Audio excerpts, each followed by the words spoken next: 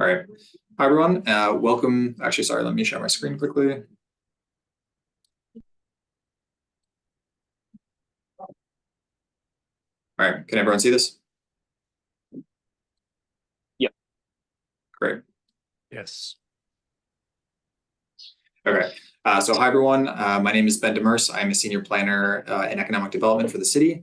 Welcome to the June 13th, 2024 meeting of the Winter Hill Urban Renewal Plan Civic Advisory Committee, or CAC. Just a quick note, we are doing this meeting this evening on Zoom.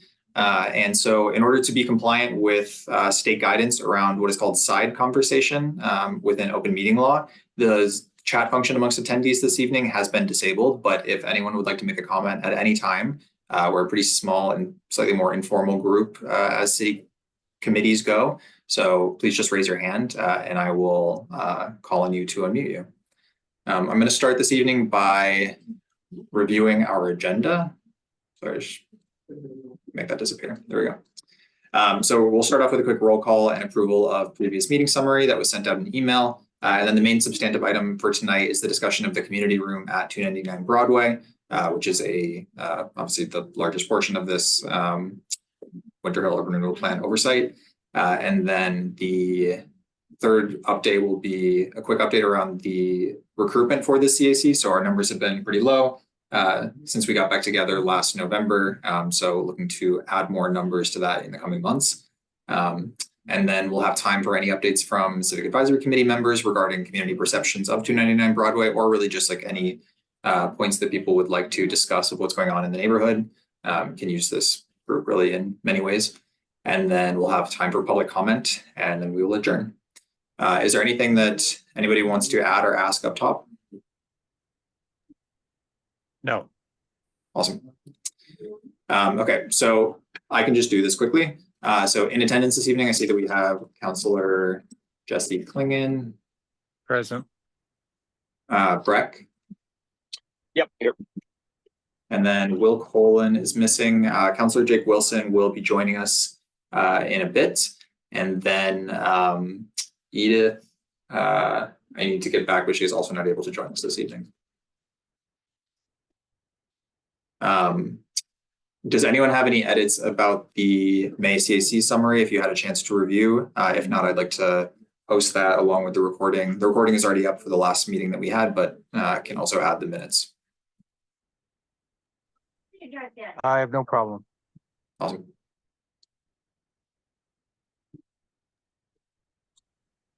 Nothing for me. Awesome. Okay, thank you both. So now that we're through sort of the more administrative side of things, let me shift into the first substantive update for this evening. Okay. So looking to discuss the community room space at 299 Broadway. So as y'all likely know from when the project was going to the Zoning Board of Appeals, the development at 299 Broadway will include approximately 3,000 square feet of what's called community space in the decision. The drawings that Beacon Communities submitted with their ZBA application located this room in the northeast portion of the ground floor of Building A. So you can see here in the bottom left of my slide, this is the plan for the ground floor of Building A. And this is the western building on the lot, which is 100% income restricted. And so then you can see in light green here in the top right, the community space. And so I've pulled it out here also to the right, just so you get kind of a sense of the shape. And this space is also directly adjacent to the Muse between the two buildings where I'm moving my cursor. And then just out of the image here is where the Sewell Street Pocket Park is going to be located.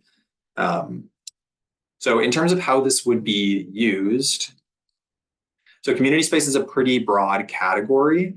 It largely refers to sort of space for general assembly. That's how it's used in many sort of other locations throughout the city. So something like a community meeting might be hosted in a community space. And we know that there's definitely a need for this type of space for gathering in the city and in this neighborhood. As a part of this process, we've also been having discussions internally with members of our Summer Promise team, who have noted sort of a lack of space for early childhood programming within the city, especially given that some of this programming was displaced from the Edgerly in East Somerville in the past year. So we're not really talking about daycare space here, but talking about instead space for sort of early childhood programming where parents are generally present. So just to give an example of some of the types of spaces that they're talking about, so something like the Somerville Family Learning Collaborative, SFLC, and Summer Promise, they offer programs like multilingual playgroups for children, parent support groups, so both things where parents would be present as their children are playing, and as the parents are often receiving some sort of support. Also space for home visiting programs such as Early Head Start, Early Intervention, Summer Baby for families that have housing issues. So a lot of these programs generally are given at home with families, but if a family is facing housing insecurity, then there's often a space that is needed to deliver these services. So kind of thinking of a space like this for that. And then also something like a partnership with Somerville's recreation or library departments, which are often looking to expand their programming for families and for young children. Such as parent-infant yoga, family art classes, and mobile libraries. So that's just to give a sense of some of the programming that we've been discussing. So we are interested in continuing the conversations with the development team about potentially including elements to help the space meet both the general assembly needs that are generally thought of for a community space and these sort of early childhood community programming needs. But before we continued on with those conversations with the development team, we wanted to circle back first with this group, have those discussions. That assembly use does not really have specifics, like many specific space needs outside of really the bathroom count for the space. So depending on how many people you want to have assemble in a space, you'll need to have a certain number of restrooms. But for the space to be well suited for early childhood uses, we'd be looking to include elements like potentially a restroom with toddler-sized fixtures or a way for toddlers to be able to use adult-sized fixtures. Sink and kitchenettes separate from the restrooms are often included. Window treatments in a way that allow light in, but not necessarily direct visibility into a space where children are playing or having activities. Potentially a lactation room. So none of this is wildly unique, but this is just to give a sense of, oh, I saw that the counselor just dropped. This is just to give a sense of some of the like the different needs for uses that we've been thinking about internally at the city. And they obviously do add some cost and complexity to the project. So we're sort of situated at a moment where we're hoping to continue the conversation with the development team about what it looks like to include some of these more flexible design elements or design elements that allow for flexible uses. But before that, we wanted to come back to this space and hear from you all on sort of your initial responses to those sort of thoughts. Especially if you've been with this project for a longer time, curious to also hear like how you've imagined this community space being used. Okay. Yeah. Oh, sorry, go ahead. No, go ahead, Rick. No, I thought those were all good ideas. I think any, educational application or wellness application would be a really good use of the space. I'm thinking multilingual programs. I guess what's the, any of those programs that the city, participates in, I think it would be a great use of the space.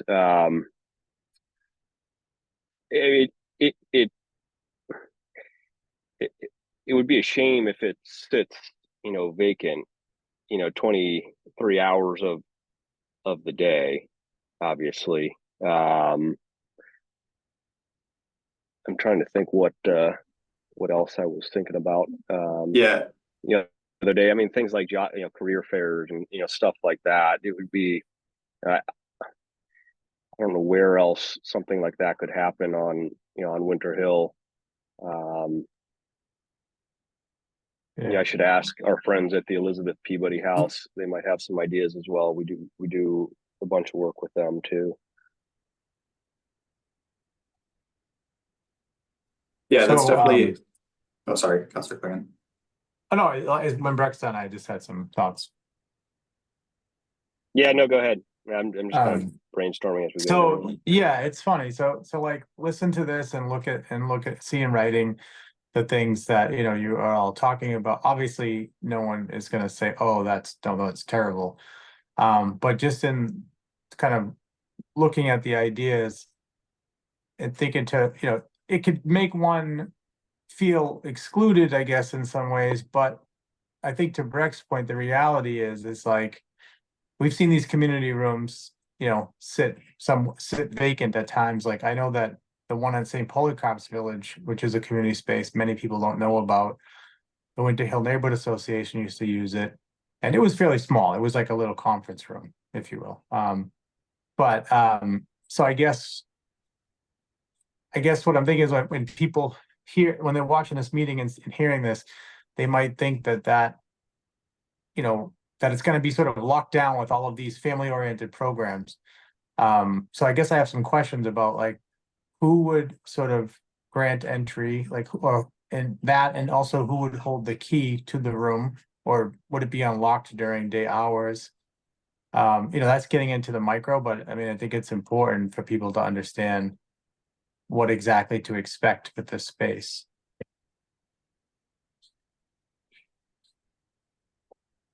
Are those questions that you have answers to at this time, or is this? Yeah, sorry. Or a sense of it at all, or? Sorry, not a question mark there. We are definitely still working out the logistics of like who would hold the keys to the room. This is something we're also talking about. In general, I think that's a question that goes beyond just this space I think we've definitely expressed wanting it to be somebody at the city rather than the development team that is holding the key to the city. But in terms of how across the different community spaces, especially that are being created by private developments, how they are being managed and scheduled, that is still like a larger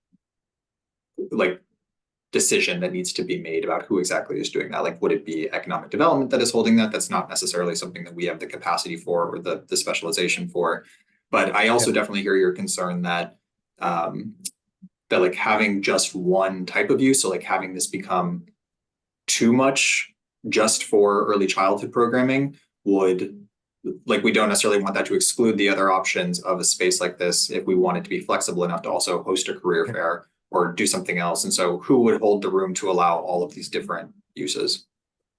Yeah, and then I mean, I didn't think that there would be any exclusion. I just think maybe that might be people's perception. I mean, that's not my idea. My idea for this room is like, again, if in fact the reality becomes that it's not being used super regularly, I mean, and there is ample availability for, say, like a Winter Hill Neighborhood Association may reform and, want to have a meeting there, or, I can think of other things as well.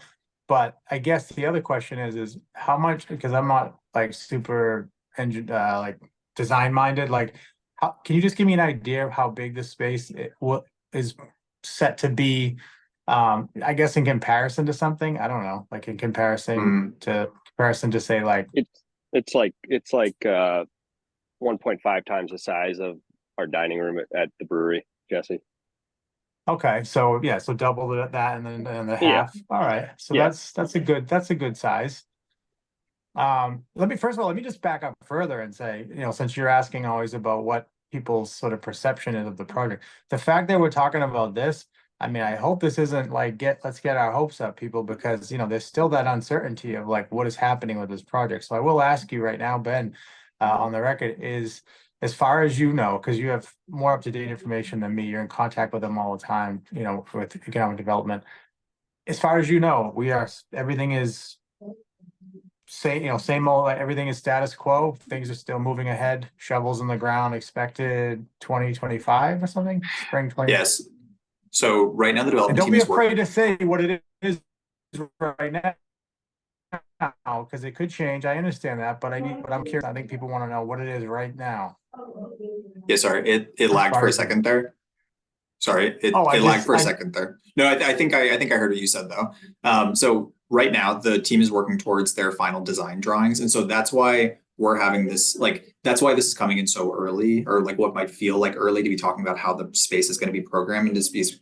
We're trying to make sure that their early childhood spaces have specific design needs, and so we're trying to make sure they're articulated now, and they're not like great design needs, but we just want to make sure they're articulated now so that something doesn't become like prohibitive to that type of use.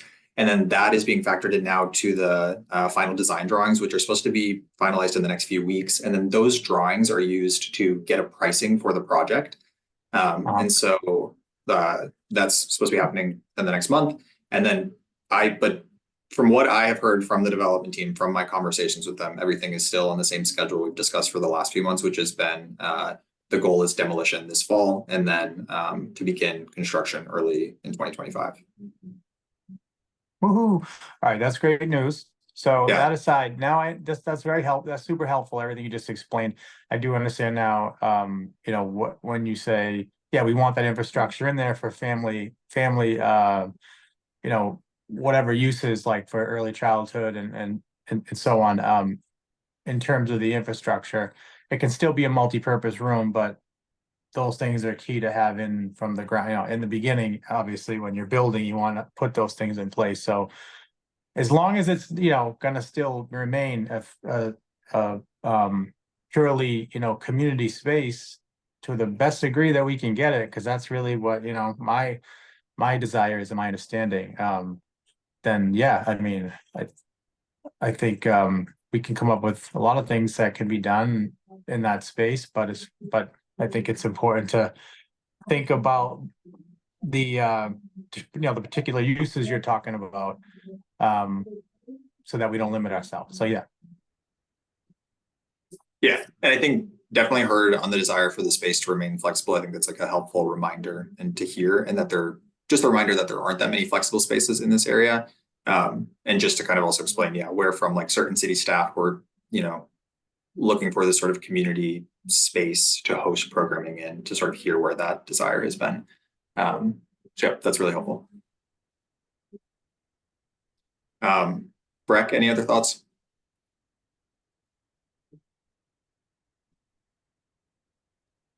Sorry, I just took a mouthful of goldfish.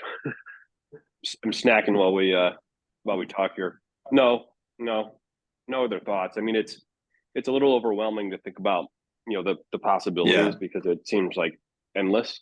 But I think you know, who's going to hold the key, you know, question is a good one, because all these things take a lot of coordination on a daily basis. I mean, if you're going to use a facility for, you know, 4 different things in the course of a day, you know, that's 4 different groups coming in and out, and there needs to be, you know, someone kind of overseeing and helping to coordinate. So that's probably a big piece of this too.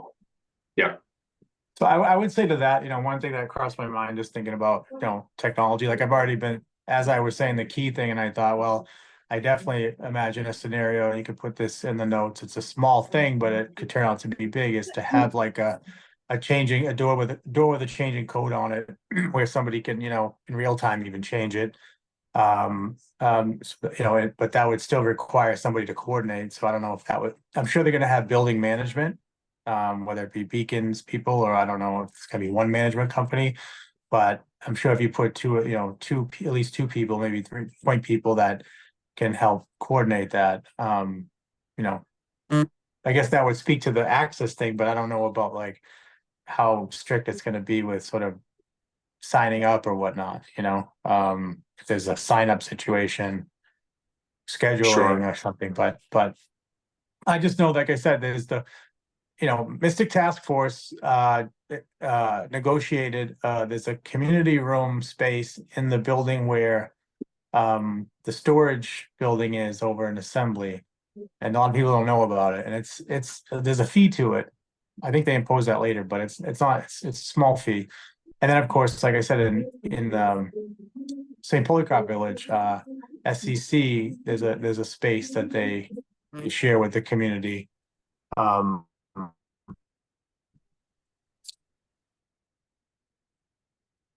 Also, so but yeah.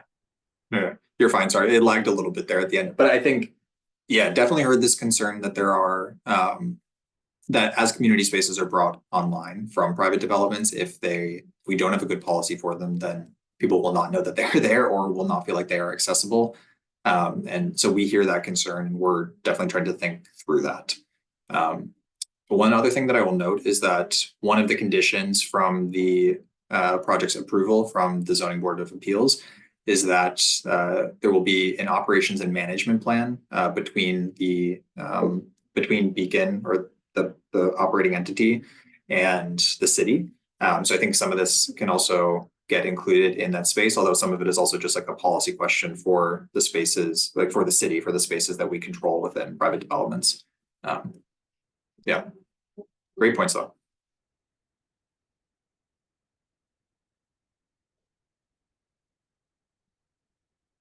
Cool. So I think we can continue on with these conversations about trying to, make sure that these spaces are flexible enough for these sort of early childhood programs. And as we get any updates or, there's more thinking done on the community room space, obviously we'll bring it back to this group and keep y'all updated. But I think that will probably be further along into the build process.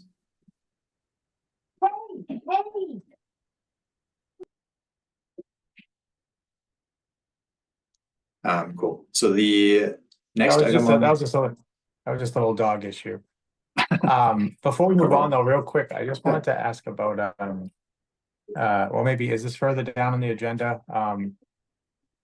As questions come into my head, I don't know if it's germane to the topic, but I was thinking about the current use of the space. So is that something that why don't I give just the last, like the CAC recruitment update is quick. It's really just but then in the final item, it's just to say, so we did outreach during the month of May. I mentioned this at the May CAC meeting. We got 11 applicants, so I'm hoping to schedule the interviews for those soon, so we can start the interviews and again get this group larger again, so we can be having sort of more robust conversations. Although very appreciative to everyone that has stuck with this. I feel like the conversations, even with a smaller group, have been quite robust, so I'm very appreciative of that.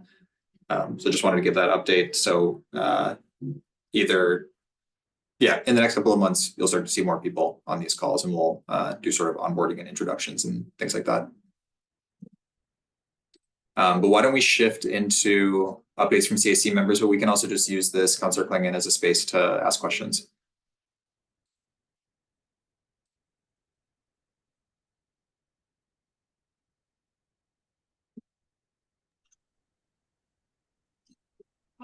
I'm sorry, I'm having internet issues. What did you say, Ben? The last thing you said? I just said we can shift into updates from CAC members, but we can also just use this as a space if CAC members have any more specific questions. I'm always happy to answer those. Yeah, so I kind of brought some of those up, like the one about, just what's happening in terms of the project itself. So that's been answered. That'd be great. But part of that, the other part of my question was going to be around. So if they're gonna, so I was disappointed last meeting to hear, disappointed, but also happy to help about using the space for staging for Clarendon Hill. My concern is what if fall comes around and they still are they gonna be able to demo around that stuff? I don't know. I'm just wondering about timeline, if one will affect the other. Yeah, so I believe it was Scott that attended the last meeting, but the staging that they're meant to be doing for the Waterworks project, and I'm just going to re-explain the context quickly for anybody who's watching this after. So the development team at 299 Broadway has signed an agreement with a contractor of the Somerville Housing Authority to store modular units on the site when they are brought into Somerville that can then be brought to is it called Mystic Waterworks? I'm forgetting the exact name of the project right now, but a housing development site in West Somerville that the Housing Authority is working on currently. There wasn't a closer storage space for it, so this provided a great option. That is supposed to be done by early July. That was what Scott had said last time. So they're not concerned with that impacting the timeline of demolition later.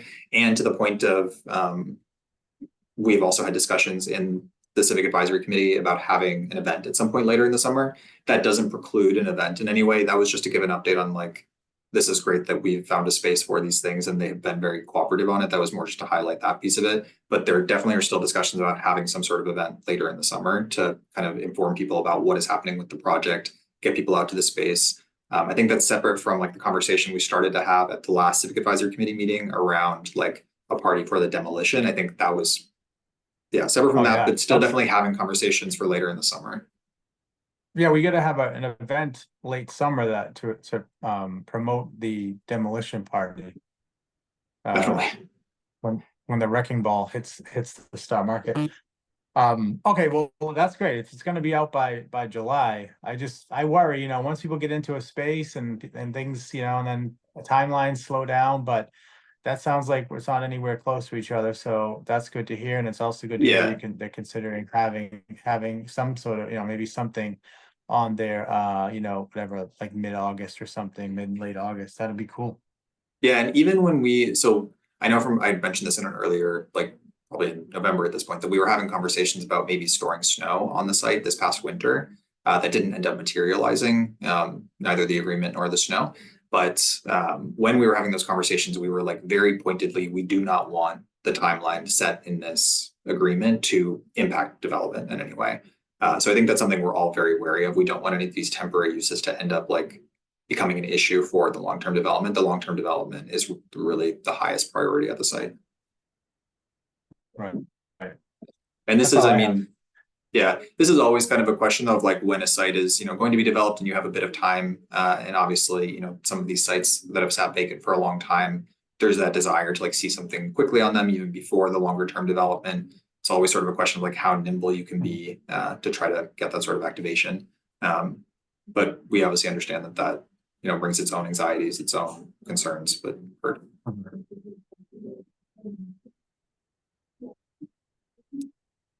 Breck, anything from your end? Yeah, I mean, what I hear the most is similar questions about timing and what's happening and what's it going to look like. The other one I get is, how disruptive is, the process going to be from, you hear wrecking ball and that sounds disruptive, but, kind of from demo through to, a complete building. Does that mean streets are going to be rerouted? Are we working on water mains? What impact does that have on the rest of the adjacent neighborhood? Because it's a big, obviously massive project. So I assume some of that infrastructure stuff will obviously have to happen. And what does it mean to the adjacent parcels and whatnot?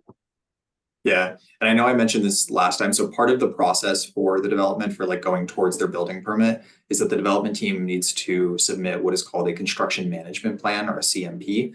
And these construction management plans will outline essentially how development will be coordinated, and how construction will be coordinated specifically. And so it's looking at things like, is there going to be any street closure at any point that needs to be done to allow for the logistics of the site? So once that plan is created, that is something that this is a great forum for them to present about that. And that's the kind of communication I want to make sure comes through the Civic Advisory Committee, because obviously people really have those questions. And so having this kind of central space where they can communicate that out is going to be important. They're just a little bit off from they are working on it. It's definitely something I see in the works. But I think it's something they want to wait to share until it's obviously completed and reviewed by the city's engineering team. Got it. Thank you. Yeah. Okay, that is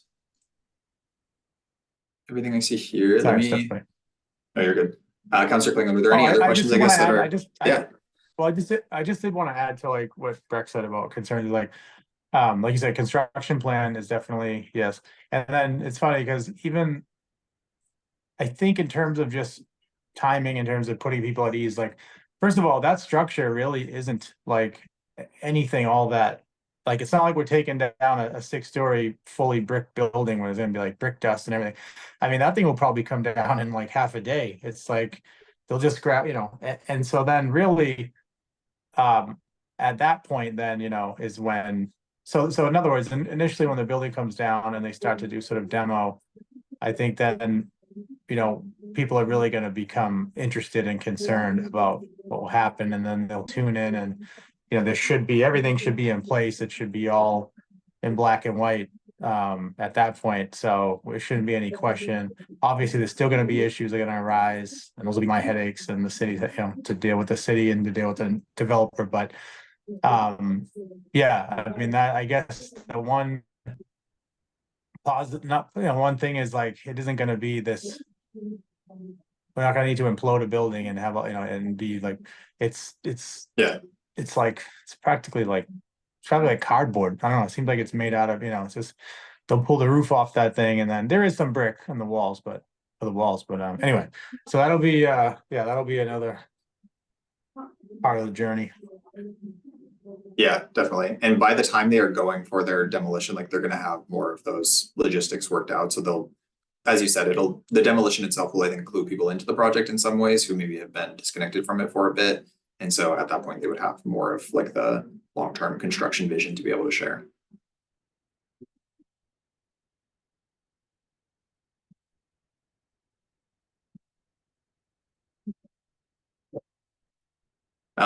If there are no other comments from CAC members, we do have a couple of members of the public here this evening, so I do just want to give a moment if anybody has any questions.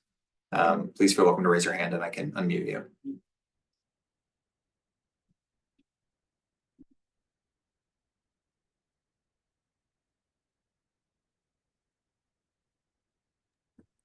Come on, Mary. I see you out there, Mary.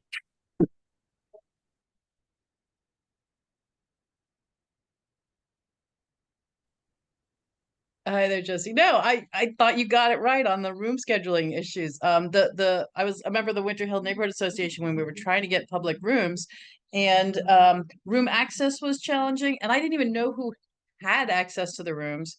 That was a big problem half the time, and then we did get locked out of rooms sometimes. So access and scheduling, but those are downstream of this conversation, is my understanding from this. So as long as we're aware that these are issues.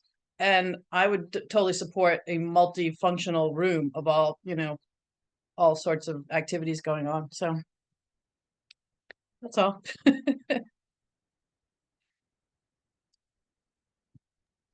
Mary, what was that helpful to you? The like that the timeline's still on, or is that like I know you're a big conduit to the community, like on social media and stuff too. Is that okay, cool. Yeah, I did have questions. I did or come across questions recently about what's going on there. I think it wasn't clear when activity is starting. People were just wondering why it's just sitting there. If they do start to see if you're putting something else in there temporarily, though, people are going to assume it's part of that. So that might have to be clarified, Yeah.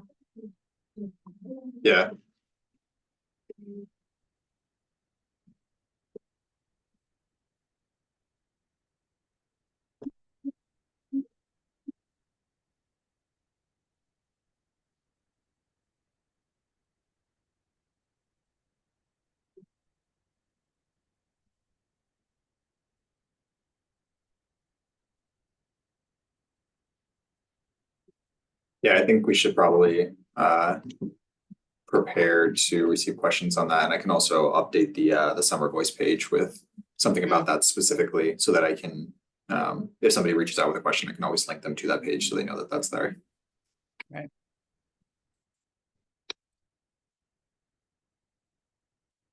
Okay. Oh, sorry, it keeps giving me this error. Cool. Thank you, Mary. I saw one other attendee. Let me see if anybody has their hand up. I do not see it. Awesome. So that's all I have for this evening. But I am always available over email if people have questions about the project. The one thing I did actually want to check in about, I've generally been scheduling. So these meetings are generally held on the second Thursday of the month when they are held. And when they are not held, I generally will try to send an email out that month, just letting CAC members know. And if there's anything to summarize that doesn't necessarily need discussion, I'll try to include it in that email. But obviously we are still a smaller group. For the summer, I don't see necessarily major updates in the coming month. But some other committees will often take a summer recess. If we have any updates, obviously, about having like an event later in the summer, that is something relevant. But I guess I also wanted to float the idea of how do people feel about potentially missing a couple meetings this summer, or do we want to take it on a month-by-month basis? How do people feel about that? I mean, I'd say we could definitely skip July and then see what's going on, for August in case if something comes up.